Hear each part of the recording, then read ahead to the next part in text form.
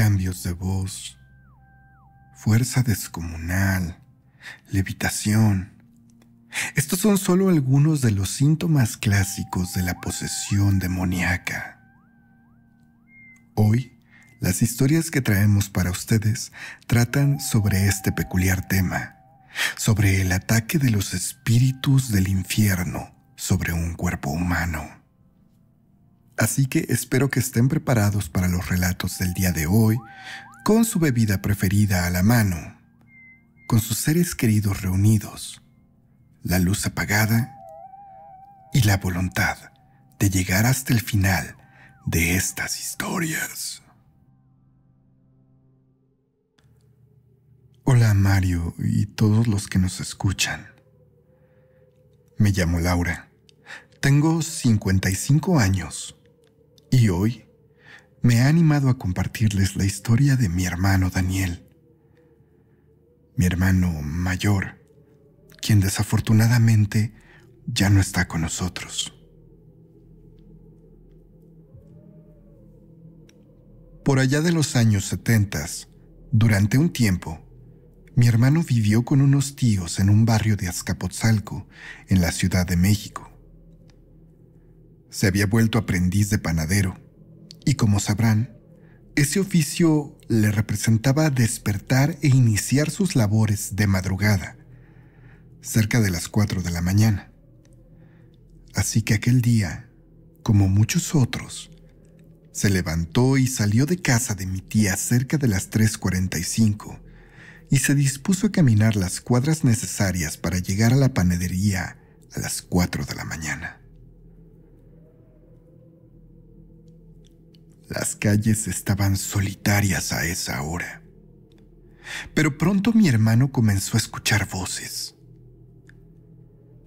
Eran gritos y barullo que provenían de un grupo de jóvenes bebiendo en la acera de enfrente. Mi hermano, que no hablaba con mucha gente, trató de ignorarlos, pero al pasar justo frente a ellos, vio algo que le llamó la atención. Ahí, entre aquellos muchachos, había una joven tirada en la calle. Una pobre muchacha inconsciente, totalmente alcoholizada seguramente. Pero el horror y el enojo vino cuando, al levantar la cabeza solo por un momento, aquella muchacha dejó ver que se trataba de mi prima María. Era la más joven de las primas con las que vivía y que llevaba ya varios días en una especie de etapa de rebeldía muy fuerte, habiendo incluso escapado de su casa un par de noches. Mi hermano intentó tranquilizarse, pero no pudo hacerse de la vista gorda y fue directamente a levantarla del suelo y reprenderla. Pero mi prima María estaba totalmente fuera de sí. Los amigos de ella, que también estaban intoxicados, no se opusieron a que mi hermano se la llevara. Y entonces, él caminó cargando como pudo a María por varias cuadras, hasta que el cansancio lo hizo detenerse, sentando a mi prima justo afuera del Panteón Santa Cruz. Mi hermano trató de descansar su cuerpo.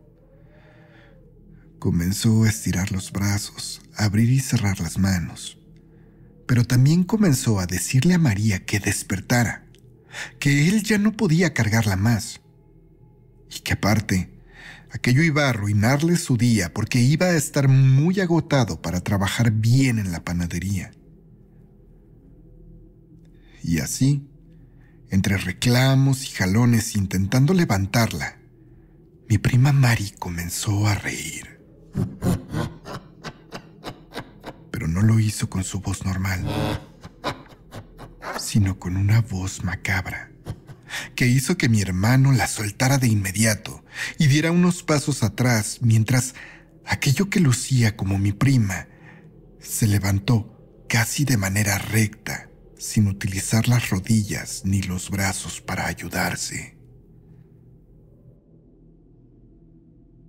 ¡Deja de molestar!, le dijo a Daniel, al mismo tiempo que mi hermano, con horror, se daba cuenta que la cara de Mari se había transformado por completo. Ahora el rostro de mi prima de 19 años lucía horrible y monstruoso, más parecido al de un anciano que al de una jovencita. Totalmente aterrado, mi hermano comenzó a correr hacia donde estaban aquellos jóvenes amigos de mi prima, mientras sentía cómo esa cosa venía detrás de él, prácticamente pisándole los talones. Aquel grupo de muchachos que bebían y platicaban en la calle había desaparecido del lugar donde los había visto, y la calle estaba completamente sola. Mi hermano entonces no se detuvo. Continuó corriendo con el corazón a punto de salírsele y con las piernas a punto de flaquear por el miedo, más que por el cansancio. Faltaban 2 cuadras para llegar a la panadería, y ese sería su refugio más cercano. Cuando por fin llegó, la puerta estaba abierta. Así que entró cerrando detrás de él, mientras don Joaquín le pedía que dejara abierto porque le iban a traer harina. Mi hermano ni siquiera pudo responder ni explicarle, y frente a aquel hombre se desplomó como si las fuerzas se le hubieran ido completamente del cuerpo. Mi hermano estaba en una especie de estado de shock, del cual pudo salir hasta tal vez media hora después. «Hey, muchacho, ¿qué te pasó? Me diste un gran susto», le dijo don Joaquín, cuando Daniel pudo hablar. Mi hermano sabía que lo que estaba a punto de narrarle a aquel hombre sería muy difícil de creer, pero aún así lo hizo, contándole todo a detalle. «Ay, chamaco, pues no te voy a mentir, por aquí pasan muchas cosas extrañas», le dijo el panadero, al tiempo que prendía una veladora y se cercioraba que la puerta estuviera bien cerrada. Le pidió entonces a mi hermano que tomara asiento, para que cuando se sintiera más recuperado, lo alcanzara haciendo pan, o si quería podía irse a su casa. Pero mi hermano no quería irse. Tenía mucho miedo de salir a la calle y encontrarse con eso, con mi prima María. Esperó unos minutos y después se levantó a ayudar a don Joaquín. El proveedor de la harina llegó tarde, ya clareando el día, y finalmente, cerca de las 11 de la mañana, mi hermano regresó a casa de mi tía, donde encontró a Mari levantándose de la mesa después de desayunar. Mi prima lo saludó completamente normal, pero al mismo tiempo lanzándole una mirada extraña, según decía él. Mi tía le dio de desayunar a mi hermano, y él comió sus alimentos sin dejar de ver a María, quien lucía despreocupada y desparpajada en la sala. «Ay, mijo, anoche esta otra vez se me salió. Acaba de llegar hace un rato. ¿Qué vamos a hacer?», le dijo mi tía a mi hermano, refiriéndose a mi prima, quien parecía sonreír macabramente desde el sillón. Es cierto que mi prima estaba en una etapa muy rebelde, pero a pesar de eso, Daniel la quería mucho. Sin embargo, después de esa noche, dejó de hablarle, dejó de convivir con ella, dejó de darle consejos. No quería ni siquiera verla. Pasaron unos meses y mi prima escapó. No se supo de ella más allá de una llamada que hizo a la casa diciendo que no quería volver y que los odiaba a todos. Y así, desaparecida permaneció hasta 1997, cuando volvió convertida en otra persona. Según ella, fue rescatada por una comunidad cristiana en Nuevo México, a donde no tenía idea de cómo ni por qué había llegado. Dijo que esas personas la salvaron y durante años le realizaron una serie de liberaciones, como ella las llamaba, pero nunca estuvo muy consciente de por qué, hasta que poco a poco fue recordando a su familia y el lugar donde había crecido. Después de mucho ahorrar y después de llegar a sentirse tranquila, Mari había decidido volver. Lamentablemente, Daniel para esas fechas había partido víctima de un infarto fulminante a sus 46 años. Él siempre dijo que aquella cosa no era Mari. Pero con el tiempo, poco a poco se fue convenciendo de que tal vez aquella era la forma que había adoptado mi prima al ser poseída por un demonio.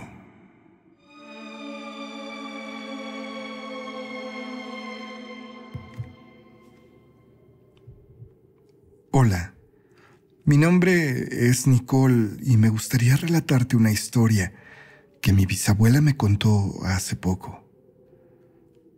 Ella es una mujer mayor de 76 años de edad y suele narrarme historias impresionantes de todo tipo, referentes a su juventud y al tiempo que vivía en el pueblo. Esta es una de ellas. Sucedió hace ya algunos años, cuando mi mamá Aida, como suelo llamar a mi bisabuela, disfrutaba de su juventud.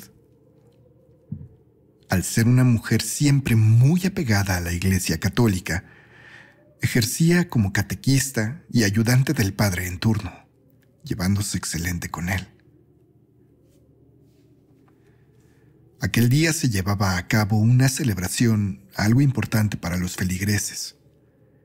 Era la adoración al Santísimo, una ceremonia en la cual el conjunto de adoradores permanecen de rodillas unos breves minutos en silencio, contemplando a Jesús sacramentado en el altar. Esto como una forma de agradecer a Dios. El ambiente dentro de la iglesia esa tarde era impresionante. Las viejas bancas de madera de la iglesia, que usualmente lucían desocupadas, esa tarde estaban repletas de la gente del pueblo. Además, muchos jóvenes creyentes de distintas comunidades asistieron al templo del lugar. Esto llenaba de alegría el corazón de mi mamá Aida, quien era feliz de ver que había muchachos que aún se interesaban en participar en actividades religiosas. Entre todos esos jóvenes, resaltaba una muchacha en particular. Era bastante alta y delgada, de cabello corto y ondulado. Su piel lucía muy pálida, tanto que se podían ver las venas verdosas recorriéndole el cuerpo. Sus ojos eran de un color verde profundo y había unas grandes ojeras moradas debajo de sus cuencas. A simple vista, lucía como alguien sumamente cansado. A la bisabuela, una de las cosas que más le llamaron la atención de esa joven eran los múltiples collares de bisutería con dijes de formas extrañas que no le resultaban familiares y que ella llevaba puestos. Sus muñecas también estaban profusamente adornadas por brazaletes con los mismos símbolos de aquel collar.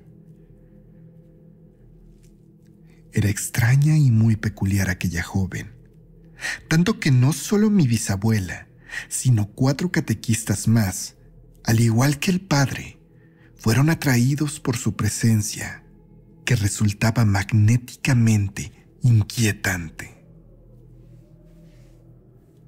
Como es costumbre en esa ceremonia, el padre tomó en sus manos el Santísimo, pasando con él por todas las bancas de la pequeña iglesia, para que los feligreses pudieran admirar y adorar aquella figura religiosa con gran importancia dentro de la religión católica.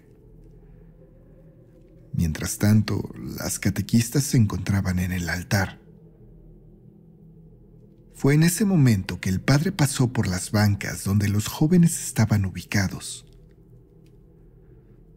Todos ellos con gran devoción hicieron una reverencia y la señal de la cruz cuando el Santísimo pasó frente a ellos. Todos, menos aquella joven antes mencionada, quien en ese momento se quedó estática, con sus ojos abiertos enormemente como platos y sus delgados y resecos labios entreabiertos. Su cuerpo estaba rígido y frío. Parecía haber entrado en una especie de trance. Un joven que estaba a su lado intentó que aquella muchacha saliera del estado en el que entró, poniendo su mano en su hombro y sacudiéndola con algo de fuerza. Pero aquella chica no respondió. Esto no lo notaron más que aquel joven y las catequistas, incluida mi abuela. El padre, absorto en su labor, siguió con total normalidad hasta finalizar el recorrido por la iglesia. Algunos niños monaguillos entonces iban tras de él cuando subió de nuevo al altar para finalizar la ceremonia.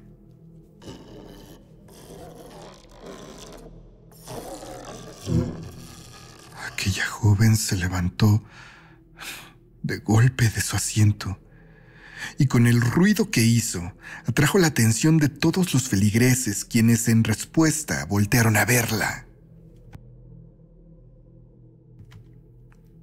Agachada y con sus cabellos sobre su rostro, la joven lucía rígida en su lugar. El muchacho al lado de ella se levantó de inmediato, tomándola del brazo y regañándola, tratando de que se volviera a sentar. Pero no lo consiguió, y únicamente provocó que aquella joven comenzara a rugir de formas muy extrañas. La cara de aquel joven reflejaba el horror que comenzaba a sentir al ver a su amiga en tal estado. Daniela, ¿qué te pasa? Gritaba aquel muchacho, tomando de los hombros a su delgada amiga, tratando de que ésta volviese en sí. En ese momento, el ambiente en el templo cambió completamente. Todos los feligreses veían a la chica con extrañeza y terror. Algunos, en ese momento, decidieron salir del templo, mientras que muchos otros permanecieron ahí, observando con asombro la escena. Daniela, que era el nombre de la chica, levantó su rostro. Tenía una enorme sonrisa y sus ojos estaban en blanco. Su aspecto lucía demacrado y la hacía ver demasiado aterradora. De repente, y con una fuerza que no iba acorde a su complexión, Daniela empujó a su amigo, lanzándolo lejos de ella. Todos estaban impresionados viendo cómo se comportaba aquella muchacha. Daniela entonces comenzó a reír a carcajadas mientras se retorcía aún de pie. En ese momento, sus gritos y risas provocaron que algunas personas que se habían quedado en el templo salieran corriendo sin mirar atrás. Todo el mundo estaba en shock, sin saber cómo reaccionar. El sacerdote entonces, con el temple que lo caracterizaba, corrió de la iglesia a los padres que traían niños pequeños, a los monaguillos y a las embarazadas, y procedió a cerrar las puertas de la iglesia. Hermanos, oremos, dijo el padre, levantando sus manos y comenzando a rezar. Las catequistas que hasta ese momento habían estado en el altar bajaron de él a paso apresurado, con sus cruces de madera y rosarios en la mano, para unirse al clamor del padre. Ante esto, Daniela comenzó a retorcer su cuerpo con más fuerza, tanto que parecía que sus huesos se quebrarían en cualquier momento. En algún punto, la joven cayó al suelo y comenzó a retorcerse de manera intensa. De su boca salían maldiciones y blasfemias, al mismo tiempo que brotaba espuma y saliva al por mayor. El pobre amigo de la joven corrió hasta ella gritando por ayuda, mientras las lágrimas le recorrían el rostro. Todos los hombres que aún estaban presentes en el templo sujetaron a la chica llevándola hasta el altar frente al padre. Y ahí, rodeado de las catequistas, todos comenzaron a orar, clamando a San Miguel Arcángel por la liberación de Daniela y a San Benito por la protección de su alma. La bisabuela entonces abrió su Biblia hasta llegar al Salmo 91. El salmo más poderoso para luchar contra demonios en los exorcismos. Pronto la iglesia fue inundada por los gritos de la muchacha y los rezos de los feligreses, catequistas y del padre. En algún momento, Daniela, quien hasta hoy mi abuela jura que flotaba a un par de centímetros del piso, comenzó a convulsionar. Sus ojos se pusieron en blanco y la espuma no dejaba de fluir de su boca. En ese instante, el collar que tenía en su cuello explotó junto a las pulseras que llevaba en sus muñecas, lanzando las cuentas de bisutería por todo el templo. Como por arte de magia, la chica paró en seco. Su amigo comenzó a mover su cuerpo buscando hacerla reaccionar, pero Daniela estaba completamente inconsciente.